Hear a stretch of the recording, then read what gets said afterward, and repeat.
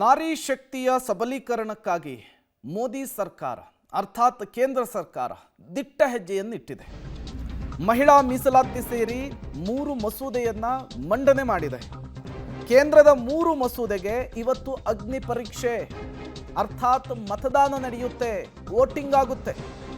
ಲೋಕಸಭೆಯಲ್ಲಿ ಮಹಿಳಾ ಮೀಸಲಾತಿಯ ವಿಧೇಯಕ ಭವಿಷ್ಯ ಇವತ್ತು ನಿರ್ಧಾರವಾಗುತ್ತೆ.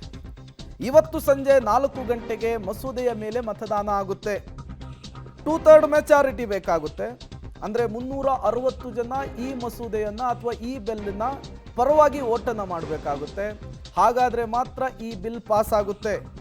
NDA ಬಳಿ ಇರುವಂತಹದ್ದು ಕೇವಲ 293 ಸದಸ್ಯ ಬಲ. ಈಗ ಈ ಬಿಲ್ಲನ್ನು ಪಾಸ್ ಮಾಡುವಂತಹ ನಿಟ್ಟಿನಲ್ಲಿ ಕೇಂದ್ರ ಸರ್ಕಾರ ಏನು ಮಾಡುತ್ತೆ ಅನ್ನುವಂತಹ ಪ್ರಶ್ನೆ ಕೂಡ ಮುನ್ನೆಲೆಗೆ ಬರ್ತಾ ಇದೆ. 90 ಸದಸ್ಯರು ಗೈರಾಗಬೇಕಾಗುತ್ತೆ, ಇಲ್ಲ 67 ಜನರು ಅಡ್ಡ ಮತದಾನ ಮಾಡಬೇಕಾಗುತ್ತೆ, ಇಲ್ಲ TMC ಆಗಲಿ SP ಆಗಲಿ ಅಥವಾ ಕಾಂಗ್ರೆಸ್ ಆಗಲಿ DMKಯ ಸದಸ್ಯರು ಇದಕ್ಕೆ ಬೆಂಬಲವನ್ನು ಸೂಚಿಸಬೇಕಾಗುತ್ತೆ.